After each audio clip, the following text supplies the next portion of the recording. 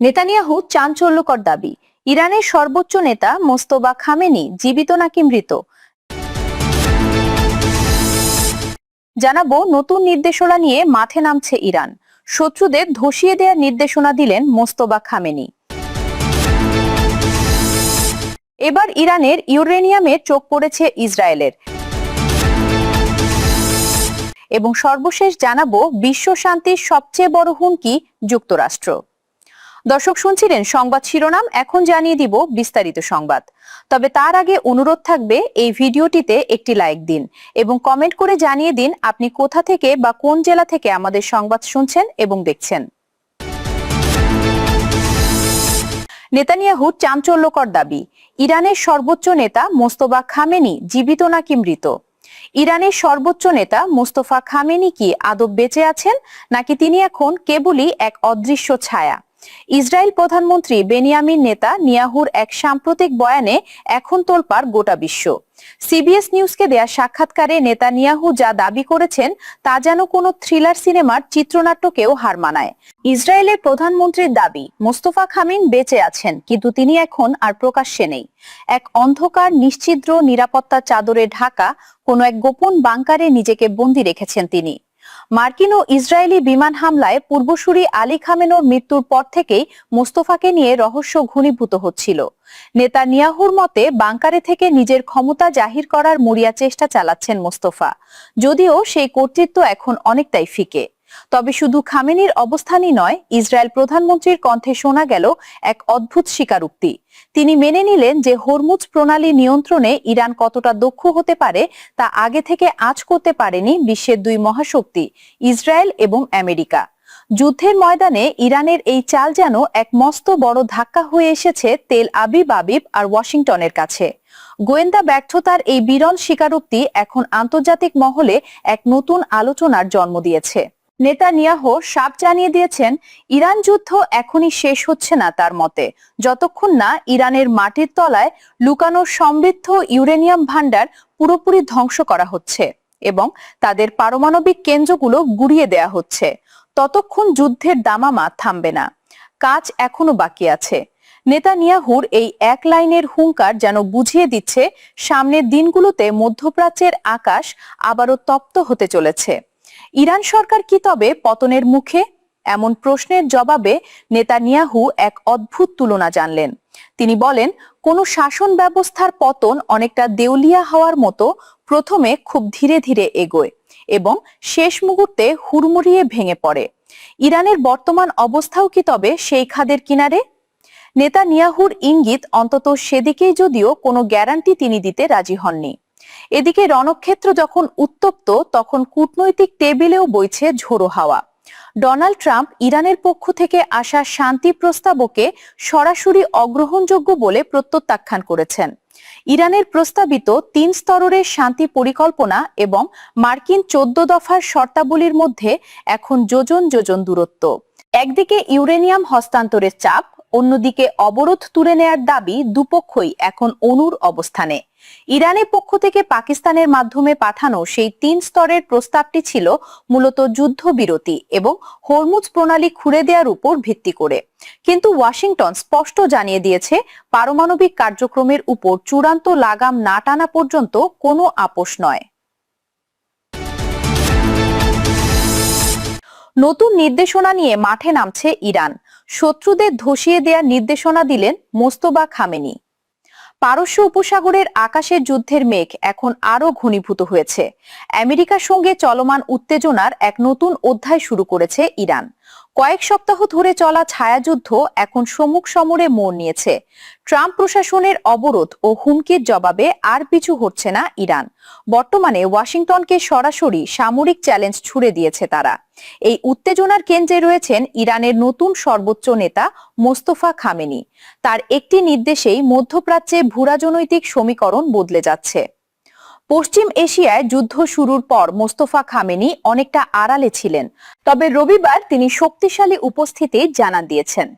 ইরানের রাষ্ট্রীয় গণমাধ্যম জানিয়েছে, মোস্তফা খামেনি সামরিক বাহিনীর প্রধানের সঙ্গে বৈঠক করেছেন। সেখানে শত্রু মোকাবেলা করার জন্য নতুন সমর কৌশল জারি করেন তিনি। তার এই নির্দেশের পরপরই উপসাগরে ইরানের সামরিক তৎপরতা বহুগুণ বেড়েছে। তবে বৈঠকটি কোথায় বা কবে অনুষ্ঠিত হয়েছে সেই বিষয়ে বিস্তারিত জানানো হয়নি। বিশেষজ্ঞরা বলছেন এর মাধ্যমে ইরানের বর্তমান সর্বোচ্চ নেতাও প্রয়াত আয়াতুল্লাহ আলী খামেনির মতো কঠোর আমেরিকা বিরোধী অবস্থান নিয়েছেন। তিনি আমেরিকার বিরুদ্ধে দীর্ঘমেয়াদী যুদ্ধের জন্য সম্পূর্ণ প্রস্তুত বলে মনে করা হচ্ছে। এর কয়েকদিন আগেই ইরানের প্রেসিডেন্ট মাসুদ পেজেশকিয়ানও মোস্তফা খামেনির সঙ্গে সাক্ষাৎ করেন। পশ্চিম এশিয়ায় যুদ্ধ পরিস্থিতি শুরুর পর থেকে খামেনি জনসম্মুখে খুব কম দেখা দিয়েছেন। ফলে তার ভূমিকা ও অবস্থান নিয়ে নানা আলোচনা চলছে। বর্তমান সর্বোচ্চ নেতা হিসেবে দায়িত্ব নেয়ার পর থেকেই মোস্তফা খামেনির শারীরিক অবস্থা নিয়ে নানা গুজব ছড়িয়েছে। বিভিন্ন আন্তর্জাতিক প্রতিবেদনে দাবি করা হয়েছিল আমেরিকা ও ইসরায়েলের হামলায় তার বাবা নিহত হওয়ার সময় তিনিও আহত হয়েছিলেন। যদিও এসব তথ্য কতটুকু সত্য তা নিশ্চিত হওয়া যায়নি। তবে মোস্তফা খামেনির সাম্প্রতিক বৈঠকের খবর প্রকাশের মাধ্যমে ইরান স্পষ্টভাবে দেখাতে চাইছে তাদের রাজনৈতিক ও সামরিক নেতৃত্ব এখন সক্রিয়ভাবে পরিস্থিতি নিয়ন্ত্রণ করছে।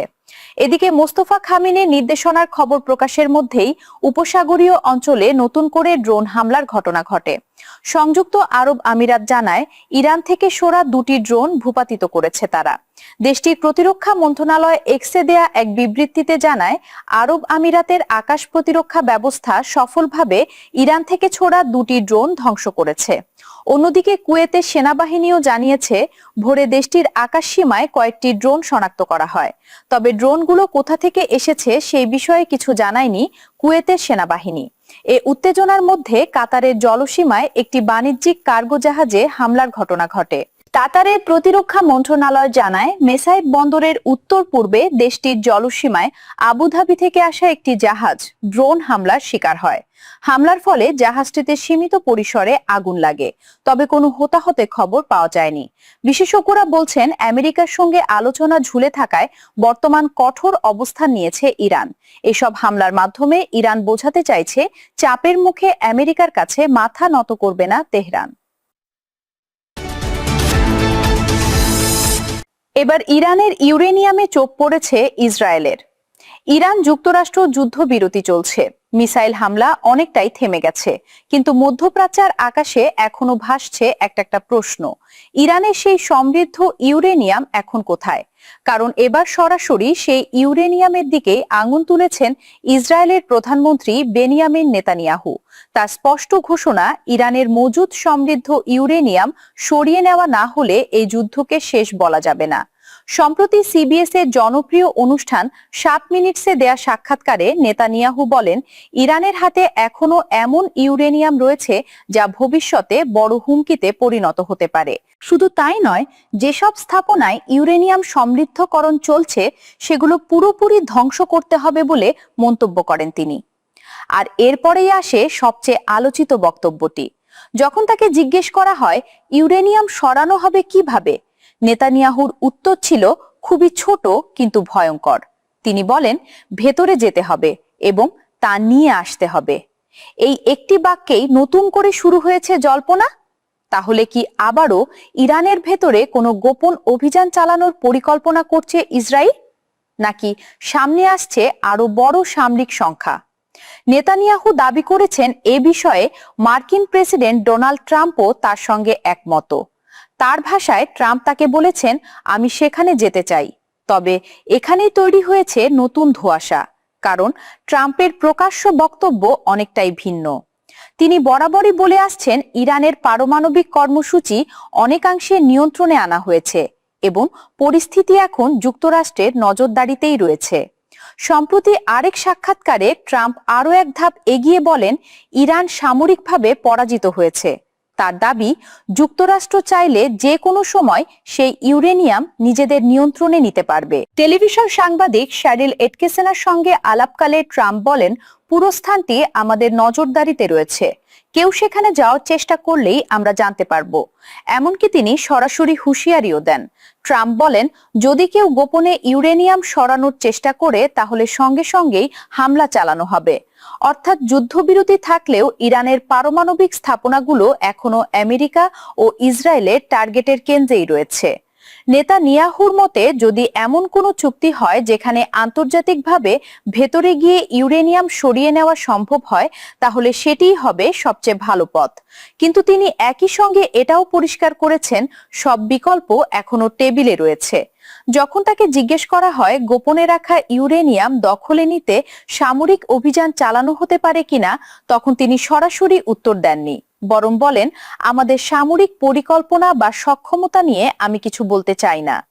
নেতানিয়াহু আরো দাবি করেছেন যুদ্ধের অনেক লক্ষ্য এখনো পূরণ হয়নি। তার অভিযোগ, ইরান এখনো বিভিন্ন প্রক্সক গোষ্ঠীকে সমর্থন দিচ্ছে এবং ব্যালিস্টিক ক্ষেপণাস্ত্র তৈরির কাজ চালিয়ে যাচ্ছে।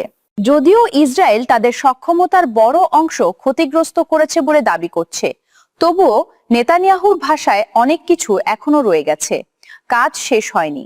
তবে কি ইরানের ইউরেনিয়াম ইস্যু মধ্যপ্রাচ্যে আরেক দফা যুদ্ধের কারণ হতে যাচ্ছে, নাকি পর্দার আড়ালে শুরু হয়ে গেছে আরো বড় কোনো গোপন অভিযান?